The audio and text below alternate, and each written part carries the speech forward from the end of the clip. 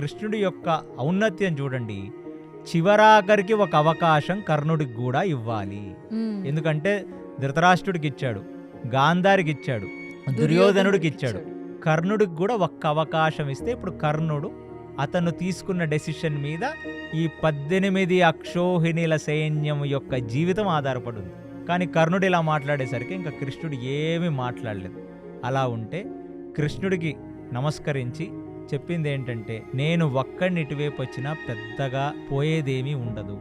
దుర్యోధనుడు కేవలం నన్ను చూసుకొని మాత్రమే యుద్ధానికి రెడీ అవ్వట్లేదు కృష్ణ.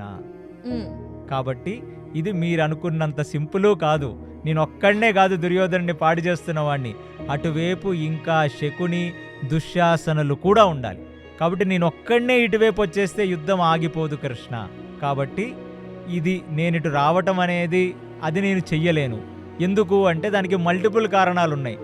ద్రౌపదితో అంత దారుణంగా ప్రవర్తించిన వ్యక్తి, పాండవులను అంత కించపరిచిన వ్యక్తి మళ్ళీ పోయి పాండవులకు అన్నగా ఎలా నిలబడి వాళ్ళ యొక్క సేవలను తీసుకోగలడు? కర్ణుడు మాత్రం అతనికే తెలియకుండా అతను తీసుకున్న గొయ్యిలో అతనే కూరుకుపోతూ వచ్చాడు. కర్ణుడి జీవితాన్ని మీరు గమనిస్తే ఖచ్చితంగా మీరందరూ కూడా కలియుగంలో కూడా నేర్చుకోవాల్సింది, ఏ రోజైతే అర్జునుడి పట్ల మాత్సర్యం అనేది ఏర్పరచుకున్నాడో, అది చూసి దుర్యోధనుడు ఎప్పుడైతే అంగరాజ్యాన్ని ఇచ్చాడో అక్కడ నుంచి తన గొయ్యి తనే తవ్వుకుంటూ ఇవాళ ఆఖరిగా కురుక్షేత్రం అనే ఒక పెద్ద గొయ్యిలో కూరుకోబోతున్నాడు ఇప్పుడు కర్ణుడు. కృష్ణ చైతన్య గారు, కర్ణుడికి తెలుసు తాను కూడా ఒక సమిధన్ అవుతాను అని. అంటే తను కూడా మరణిస్తాడు అనే ఒక హింట్ అయితే ఉంది కర్ణుడికి. ఆ హింట్ కూడా ఎప్పుడు వచ్చిందంటే, ఎప్పుడైతే ఈ కృష్ణరాయవారంలో కృష్ణుడి యొక్క విశ్వరూపాన్ని చూసి అక్కడ ఉన్న వాళ్ళంతా ఓహోకారాలు ఆహాకారాలు చేశారో కర్ణుడికి ఖచ్చితంగా తెలిసిపోయింది. ఇది ఖచ్చితంగా ధర్మరాజు గెలుస్తాడు. ఎందుకంటే కృష్ణుడితో కర్ణుడు అన్న మాటలు ఏవి అబద్ధం కాదు. అతను అంతర్ముఖంగా తనకున్న ఆలోచన అతను బయట పెట్టాడు.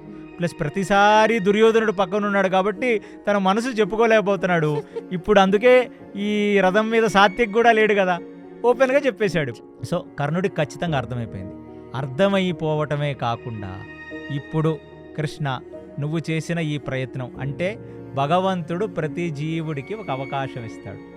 ఆ అవకాశం ఇవాళ శ్రీకృష్ణ రాయబారంలో మొత్తం కురు సామ్రాజ్యానికి ఒక అవకాశం ఇచ్చాడు కృష్ణుడు. ఇప్పుడు కర్ణుడికి కూడా ఒక అవకాశం ఇచ్చాడు.